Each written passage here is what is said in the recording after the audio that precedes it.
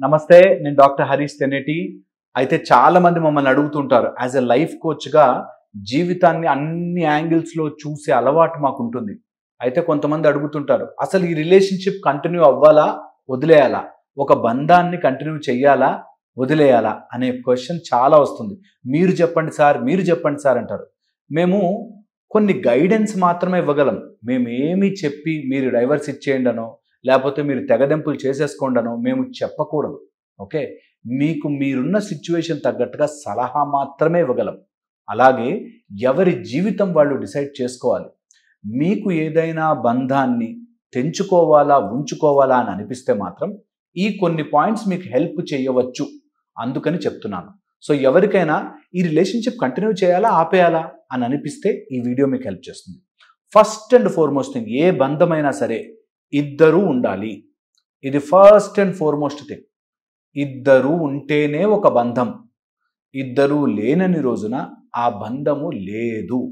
So first thing, మీకంటూ మీ position, ఒక రిలేషన్షిప్లో మీకంటూ మీ పొజిషన్ ఏంటి అనేది గుర్తుపెట్టుకోవాలి, గుర్తించాలి.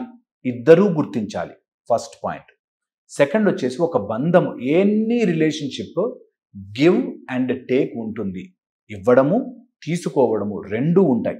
ఎప్పుడైతే ఓన్లీ ఇవ్వడము చేస్తామో ఓడిపోతారు, ఓన్లీ తీసుకోవడము చేస్తారో ఓడిపోతారు. సో మీరు ఎప్పుడైనా మా హస్బెండ్ ఇలా చేస్తే బాగుండు, నా వైఫ్ ఇలా చేస్తే బాగుండు, ఇలా చేస్తే బాగుండు, ఇలా చేస్తే బాగుండు అని తీసుకుంటూనే ఉంటారో అన్ని రోజులు ఓడిపోతూనే ఉంటారు.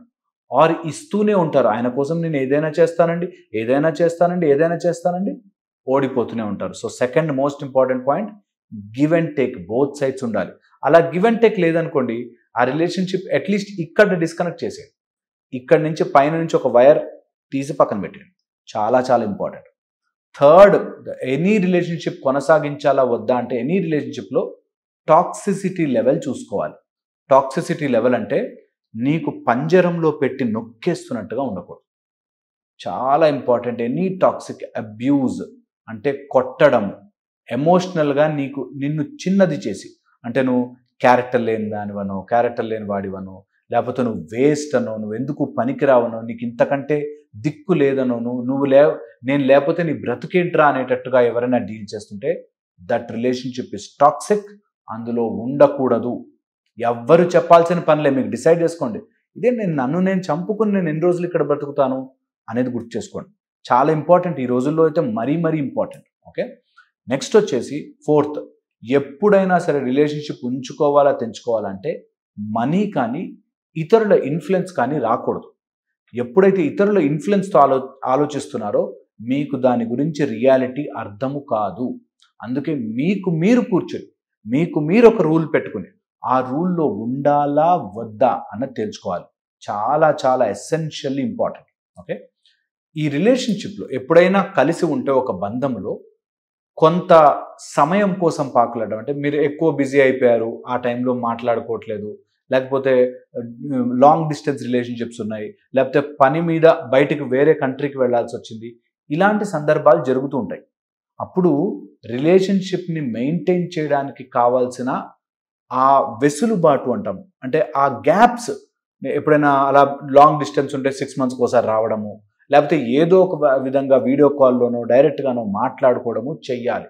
ఎంత మీరు సపరేట్ చేస్తూ ఉంటారు అంటే సైలెంట్ ట్రీట్మెంట్స్ అంటాం. ఏ రిలేషన్షిప్లో అయినా సైలెంట్ ట్రీట్మెంట్ ఉంది అంటే అది వెరీ వెరీ డేంజరస్. అది ఇగో ద్వారా వస్తున్న వెరీ డేంజరస్ డిసీజ్. సైలెంట్ ట్రీట్మెంట్ని తట్టుకోవద్దు. అలాంటి రిలేషన్షిప్ని తేల్చుకోవాలి. ఎందుకు మాట్లాడుకోలేనంత దూరం అయిపోతున్నాము అన్నది గుర్తుపెట్టుకోవాలి. ఒక మనిషి ఇంకో మనిషితో మాట్లాడలేకుండా ఉన్నాడు అంటే, మాట్లాడాల్సిన ఇంట్రెస్ట్ రావట్లేదు అంటే ఆ రిలేషన్షిప్ చాలా దూరం వెళ్ళిపోతుంది అని అర్థం. Okay, and very most important point, me relationship మీకంటూ ఒక స్థానం ఉంటుంది.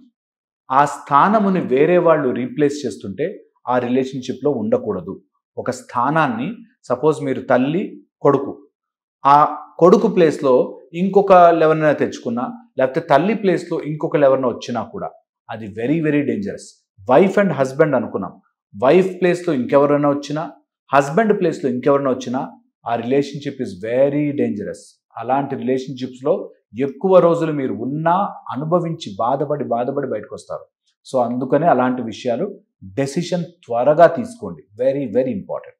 ఇక next 7th most important point, ఎప్పుడైనా సరే మీకంటూ మీ అస్తిత్వాన్ని, అంటే what you are made for, మీ తల్లిదండ్రులు కానీ లేకపోతే మీకంటూ కోర్ ఏదైతే ఉంటుందో దాన్ని దెబ్బ కొట్టే ప్రయత్నము చేస్తే దాన్ని ఎప్పుడూ తట్టుకోవద్దు. అలాంటి రిలేషన్షిప్స్ ఎక్కువ రోజులు నడవవు.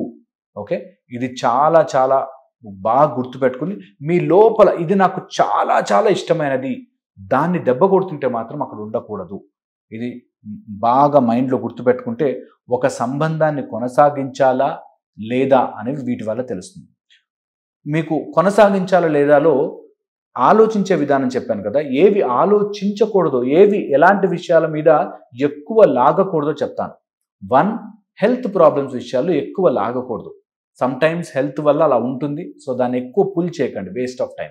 సెకండ్ వచ్చేసి ఎప్పుడైనా సరే ఎమోషన్స్ని టూ ఈజీగా టూ డీప్గా తీసుకోకూడదు. మరీ డీప్గా తీసేసుకుని అబ్బా ఎందుకు ఇలా నా బ్రతుకు అని ప్రతి మాటకి మీరు అనుమానంతో చూస్తూ ప్రతి మాటకి మీరు దాన్ని చేస్తుంటే దాన్ని ఇగ్నోర్ చేసేయచ్చు. దట్స్ ఓకే అనిపిస్తుంది. ఇది కూడా చాలా ఇంపార్టెంట్. దీంతో పాటు ఎప్పుడైనా సరే రిలేషన్షిప్లో పాసింగ్ ఫేజెస్ ఉంటాయి. అందరికీ ఒక స్టేజ్ ఆఫ్ బ్యాడ్, అప్పుడప్పుడు కోపం రావడము, అప్పుడప్పుడు ఇరిటేషన్ రావడము, గొడవలు అవ్వడము ఈజ్ కామన్. Don't worry. అలాంటివి ఉంటే ఓకే, ఆ రిలేషన్షిప్ కంటిన్యూ అవ్వచ్చు. హెల్తీ రిలేషన్షిప్ అది. మధ్య మధ్యలో గొడవ వస్తాయి, లేకపోతే కంపారిజన్స్ వస్తాయి, లేకపోతే నేను ఎక్కువ నువ్వు ఎక్కువ అని వస్తుంది, ఓకే.